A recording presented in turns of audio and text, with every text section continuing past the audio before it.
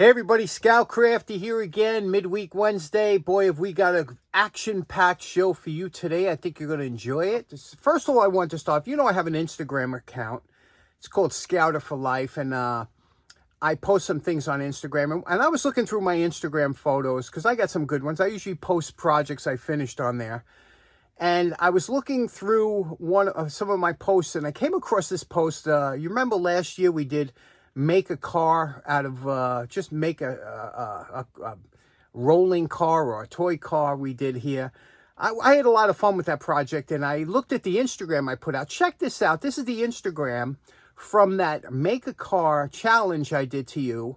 I guess it was last year or so. Check it out. I thought this was a pretty good Instagram.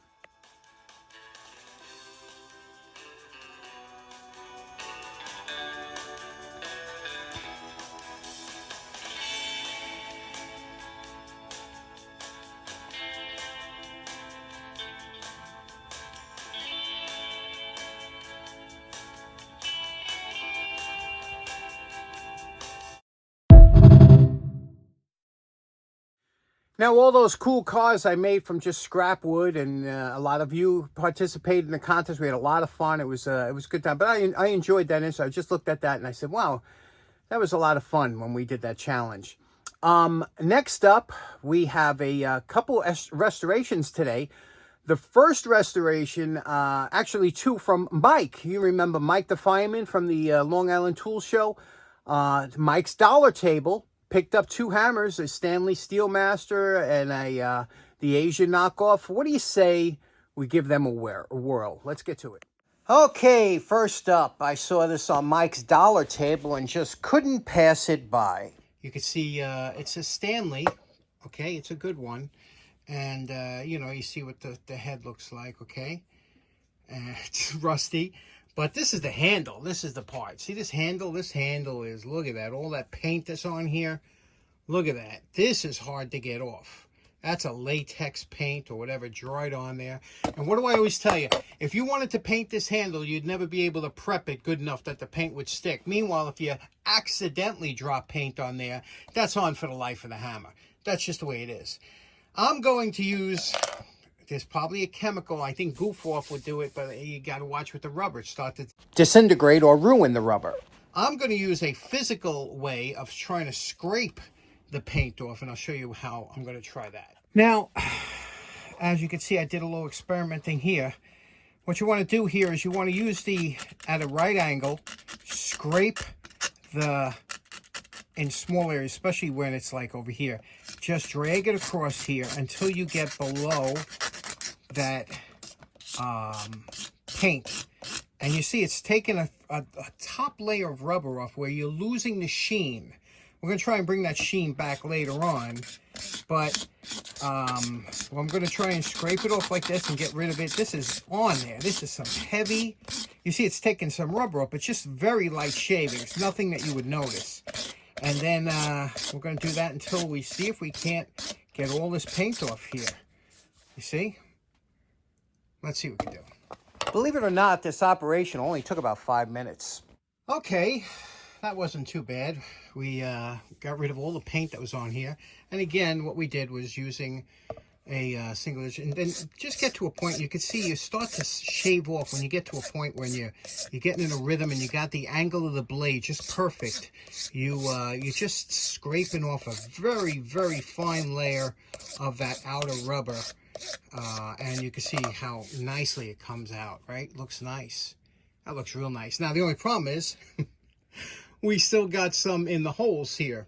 To get rid of that, you have to take a drill bit about the same size as the hole, and using a pin vise, we'll go in there and dig out the paint from each one of these holes. See what I'm doing here? I'm doing it without a pin vise. It's hard to handle a drill bit, but that's the only way that you're going to get that paint out of those holes that I could think of, see? And that's it, using a very fine drill bit, going in there and taking it. So there we go. We took the rust off of here. You see that? The rust is off. And now we could do this up nice, but let's see what we can do. Let's see what we're going to go with this. This is the rubber we took off the handle. Okay, we're upstairs in the attic. This is where I keep my pin vices in this beautiful cigar box. And You can see how nice these cigar boxes are for keeping things. Anyway, pin vices are not used as much today as they were years ago. They used to be real popular. I think a lot of people don't realize a tool like this exists, so I want to go through basically what a pin vise is. A pin vise is nothing more than a tool meant to hold small diameter bits, meaning either pins, needles, small drill bits, anything that's 1/8 of an inch or smaller. You use what's called a pin vise. There are different types. Some, like this one here, has a swivel head. So if you put a small drill bit in here, you can use your fingers with this knurling and a little pressure from up here. You could see the spins, and you could puncture or something like that. This one here is a ball type. It gives you a little bit more pressure if you want to push into something, and it has a nice knurling here. I love this one. It's really nice, well made, and works really well. These are basically, a lot of these are imports and whatnot, but they work well. Again, meant for pushing, like if you want to make holes in leather or things like that, you put a pin or a small nail in here, and it gives you pressure that you could push here. Now, this doesn't spin. These are solid type. Again, they're meant mostly for puncturing, and all pin vices have what's called a collet. A collet is when anytime you have a collet into a tool, a drill, a chuck, or anything like that, has something called a collet. And what a collet is, you can see here, it's basically a piece of steel with 4 cuts in it that, as this tapered cone is screwed down, it'll force these 4 jaws together and grip onto anything that you have to grip onto. This particular model here has a 2-sided collet for larger diameter bits here, and if you flip it around, you can see it's got 4 cuts, and this is for small, like a pin or a needle. You would go into that side, and then you would slip this on. And how you would do it is you would just loosen this up, slip your pin in there, tighten it up until it's real tight, and now you can puncture and do whatever you have to do. That's with that type of collet. This one here has a replaceable collet, and as you can see here, you open this up here like this, and this side here is 1 side, 2 side, and then there is an additional one here for the sizes that aren't covered by these 2. So this is nice because it has additional size collets. You can just change for whatever, because you want that grip to be really solid on here when you put that in, and then squeeze it down until it closes up on whatever. Again, meant for pushing. This one here, my favorite, has a slightly different collet. It's only a one. It doesn't have the 2 sides, just one. But you can see here, that's large, and this would be small over here, you see?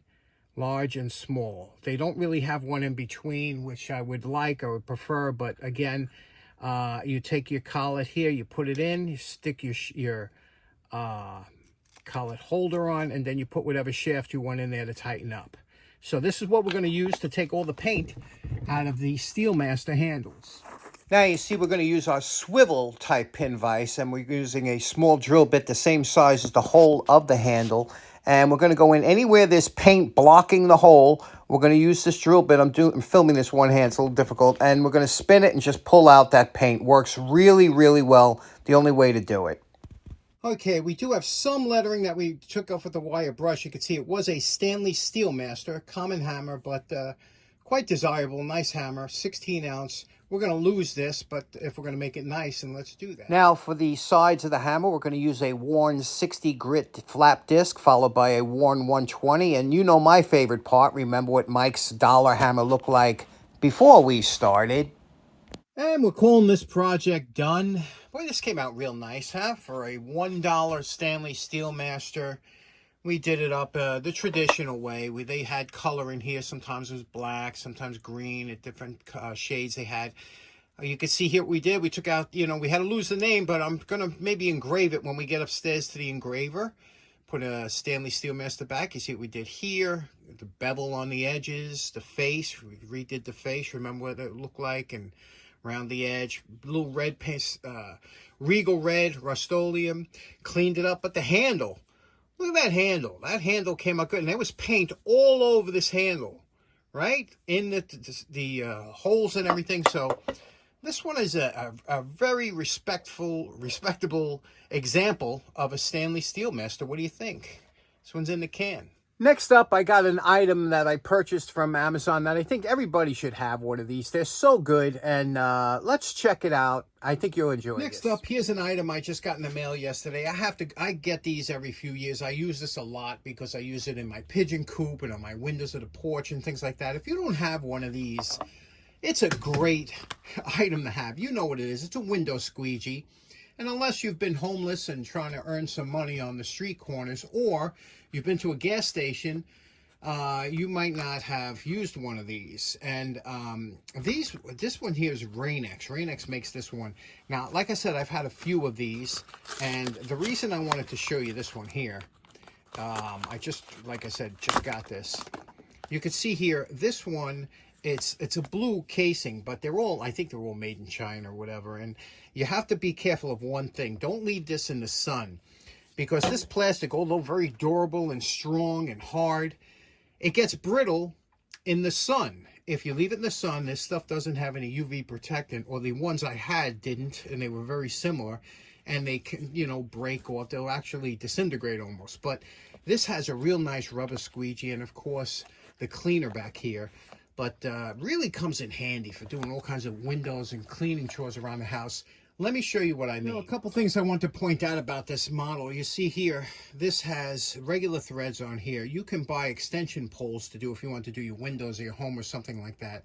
But it screws in nicely here. And what I like about the simple ones, like this one here, it's just one solid piece. They have extendable ones where you twist and expand, and I'm telling you, they always wind up loosening up on you when you're using it, because this has kind of a torque, and then it twists it, and then the next thing it's flopping around. A solid pole is the best ones to have, you know. And unfortunately, a lot of these get stolen from gas stations and stuff like that, so sometimes they're not there. But this has that little material mesh over it that really helps get any of the bugs or real hard dirt out of it. But again, this Rain-X has a real nice rubber soft squeegee. Let me show you this in action. Okay, we're up in the attic here, and I noticed this window is getting a little bit dirty, you know what I mean? And again, it's the attic. I don't care if it doesn't have to be squeaky clean, but you know, you get those cobwebs and whatnot up here. Okay, so a lot of you don't know this, and this is something interesting I found, that this is a replacement window. This used to have the old sash cord, which was 10 times better, unless a lot of people painted them and then they would stick and they got a bad name. But I hate these vinyl windows. But these I did when I was young, and I just got the house. I wanted to keep it warm up here. Now, a lot of people don't know this. Some of you do, so bear with me. If you notice, on these windows here, on the top here, there's two little, usually some kind of moving button or something. And here, there's two little finger holes that you could push in like that, you see, on each side. And how you clean these windows is really amazing. Let me show you. Okay, now, like I said, a lot of you know this, but what you do is you unlock your window, raise it up about halfway, like that. Put your fingers in those holes, squeeze them in towards the middle, and the window will pull out like this. You can see here. We pull it out, and now you can access and clean the window. That's the outside, and you do the same with the top. The top you pull down, and that will fold in this way.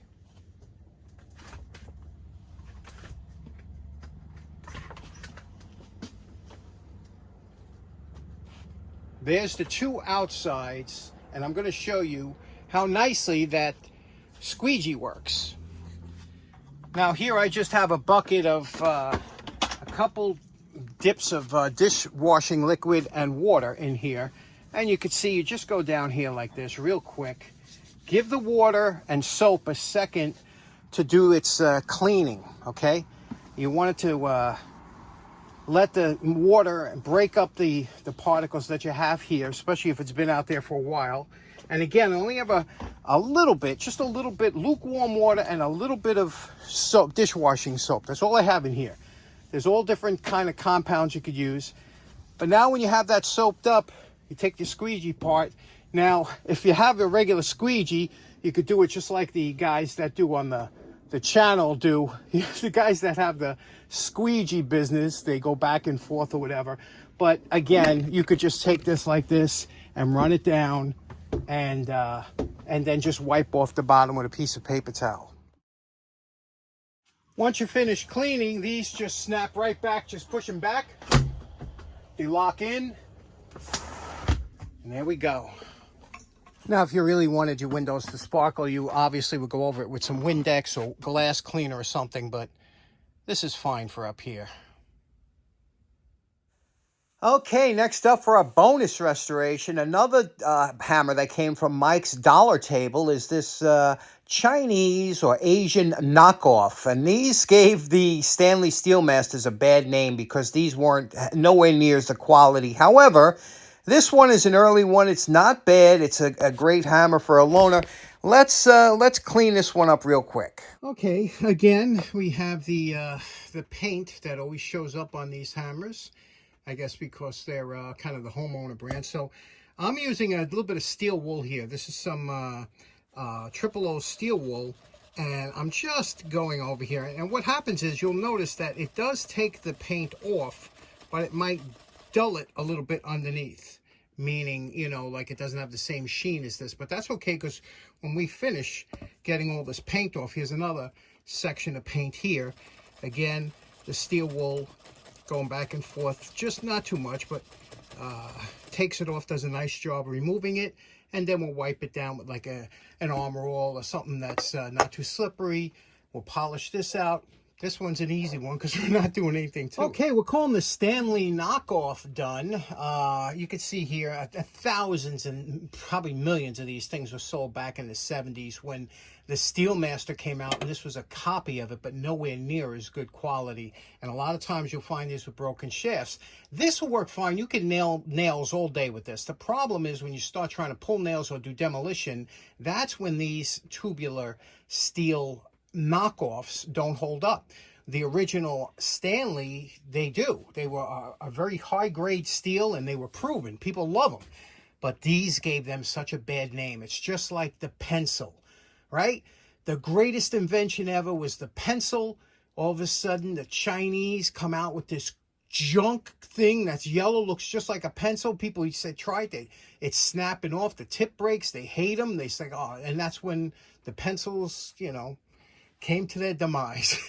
Anyway, so you can see here the handle came out real nice, huh? And I'll show you what I did with that. Look at that nice handle here.